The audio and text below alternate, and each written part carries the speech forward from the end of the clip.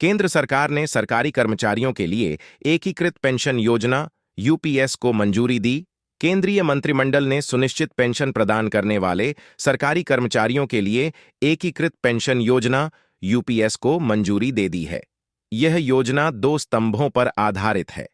पहला स्तंभ 50% सुनिश्चित पेंशन योजना, दूसरा स्तंभ सुनिश्चित पारिवारिक पेंशन। रेल मंत्री श्री अश्विनी वैष्णव ने बताया कि इस योजना से केंद्र सरकार के लगभग 23 लाख कर्मचारियों को लाभ होगा। कर्मचारियों के पास एनपीएस और यूपीएस में से किसी एक को चुनने का विकल्प होगा। श्री वैष्णव ने कहा, यह योजना सरकारी कर्मचारियों के लिए एक महत्वपूर्ण कदम है। यह सुनिश्चित करता है कि वे अपनी सेवानिवृत्ति के बाद भी आर्थिक रूप से सुरक्षित रहें। इसीलिए इस कंसल्टेशन के बाद में और साथ ही साथ जो जॉइंट कंसल्टेटिव मैकेनिज्म है सेंट्रल गवर्नमेंट के एम्प्लॉयज का JCM, उसके साथ मल्टीपल मीटिंग्स, फिर दुनिया के कई देशों में किस तरह की स्कीम्स है, किस तरह के सिस्टम्स है, वो भी देखा। फिर भारत की जो अर्थव्यवस्था है और केंद्र सरकार का बजट है, उसको समझने के लिए रिजर्व बैंक ऑफ इंडिया के साथ, वर्ल्ड बैंक के साथ, सबके साथ कंसल्टेशंस हुए और इस कंसल्टेशन के बाद में एक यूनिफाइड पेंशन स्कीम का रिकमेंडेशन इस कमेटी ने किया। और आज प्रधानमंत्री श्री नरेंद्र मोदी जी की अध्यक्षता में यूनियन कैबिनेट ने यूनिफाइड पेंशन स्कीम को अप्रूव किया है, इसको अनुमोदित किया है और ये स्कीम अभी आने वाले समय में लागू होगी। इस स्कीम के 5 पिलर्स हैं। सबसे इंपॉर्टेंट विषय था कर्मचारियों की तरफ से कि हमें अश्योर्ड अमाउंट एक चाहिए, जो बहुत लॉजिकल और वाजिब रिक्वायरमेंट था। तो इस डिमांड पे एक मेथोडिकल वे में काम करके और एक्चुअरियल साइंसेज, जो लोग आगे का भविष्य का रिक्वायरमेंट वगैरह कंप्यूट करने का एक तरीका होता है जिसको एक्चुअरियल साइंस बोलते हैं, उनके साथ मिलके कई तरह के फाइनेंशियल मॉडल्स को प्रोजेक्ट करके और सबके साथ मिलके एक सिस्टमेटिक तरीके से 50% अश्योर्ड पेंशन, ये इस यूपीएस का सबसे पहला पिलर है। इसकी डिटेलिंग देखनी चाहिए हमें।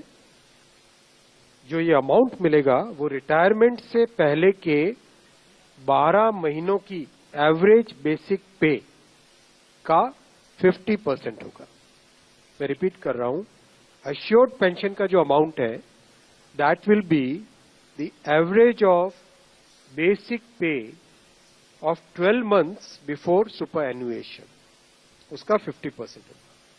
और इस फुल पेंशन के लिए जो क्वालिफाइंग सर्विस रहेगी वो रहेगी 25 ईयर्स, यानी 25 वर्ष तक अगर किसी ने काम किया है, सेवा की है, तो उसको फुल पेंशन यानी जो ये अश्योर्ड पेंशन का अमाउंट है वो मिलेगा।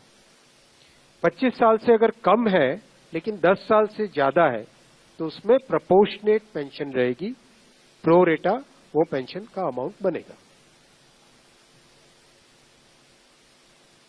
जो कभी किसी कर्मचारी की डेथ हो जाए तो फैमिली पेंशन एक बहुत बड़ा, स्पाउस के लिए ये बहुत बड़ी एम्प्लॉयज की एक रिक्वायरमेंट थी, डिमांड थी।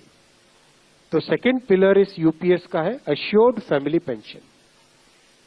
किसी भी कर्मचारी के डिमाइज से पहले, इमीडिएटली पहले जो पेंशन थी, अमाउंट था, उसका 60% मिलेगा एम्प्लॉय के, डिसीज्ड एम्प्लॉय के स्पाउस को। ये सेकंड पिलर है। थर्ड पिलर है अश्योर्ड मिनिमम पेंशन। कई बार देखा कि सर्विस कम होती है और कंट्रीब्यूशन जितना हुआ है उससे एक सफिशिएंट अमाउंट नहीं मिल पाता था, और ये अपने आप में एक बड़ा विषय था केंद्र सरकार के कर्मचारियों का और एनपीएस में जुड़े सभी कर्मचारियों का। इसीलिए एक minimum assured pension, assured minimum pension 10,000 rupees per month, वो इसमें यूपीएस में थर्ड पिलर ये रखा गया। इसके साथ आगे वाले पॉइंट को जोड़ के करेंगे तो अगर डीएनएस रिलीफ यानी महंगाई से रिलेटेड रिलीफ जो मिलेगी तो वो आज की तारीख में होते होते करीब करीब 15,000 रुपए पर मंथ हो जाती है, which is a substantial relief part of this entire pension system. Fourth pillar है इन्फ्लेशन के साथ इंडेक्सेशन। जैसे केंद्र सरकार के एम्प्लॉयज के लिए सैलरी में डीएनएस अलाउंस होता है, उसी पैटर्न पे जो इंडेक्स है, सेम इंडेक्स को यूज करके all India consumer price index for industrial workers, इसको यूज करके assured pension, assured family pension और अश्योर्ड मिनिमम पेंशन, इन तीनों के तीनों जो आपने पिछले पेज पे तीनों पिलर्स देखे, assured pension, assured family pension और अश्योर्ड मिनिमम पेंशन, इन तीनों के ऊपर इन्फ्लेशन इंडेक्सेशन डीएनएस रिलीफ के बेसिस पे मिलेगा। डीआर, डीए की जगह डीआर, डीएनएस रिलीफ।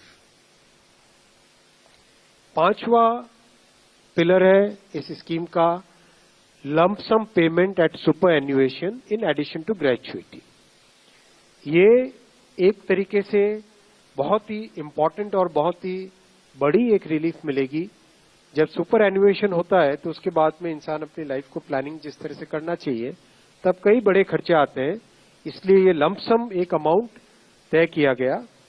यह है कि हर 6 महीने की सर्विस के लिए मंथली एमोल्यूमेंट्स विच मीन्स पे एंड डीए कंबाइंड, उसका 10% अमाउंट। तो ये एक अपने आप में सब्सटैंशियल एक अमाउंट रह जाएगा। जैसे मान लीजिए किसी का 30 इयर्स की सेवा है तो उसमें करीब करीब 6 महीने की सैलरी, समरतन साहब दैट्स करेक्ट ना, करीब करीब 6, तो उसको 6 महीने की इमोल्यूमेंट्स जो उसकी रहेगी पे प्लस डीए मिला के, वो एक लमसम अमाउंट की तरह मिलेगा। ये 5 पिलर्स को लेके आज यूनिफाइड पेंशन स्कीम अप्रूव हुई है। ये स्कीम केंद्र सरकार के करीब 23 लाख कर्मचारी, करीब 23 लाख एम्प्लॉयज हैं, उनको इसका बेनिफिट मिलेगा। ऑप्शन रहेगा, कोई अगर एनपीएस में रहना चाहे तो एनपीएस में रह सकता है, यूपीएस में ऑप्ट करना चाहे which is naturally a very attractive scheme, तो उसमें ऑप्ट कर सकता है। प्लस राज्य सरकारें अगर इसी फ्रेमवर्क को, इसी आर्किटेक्चर को यूज करना चाहे तो राज्य सरकारें भी इस आर्किटेक्चर को यूज कर सकती है। अगर राज्य सरकार के कर्मचारी भी इसमें शामिल होते हैं तो करीब 90 लाख के आसपास टोटल कर्मचारी इसका बेनिफिट मिलेगा।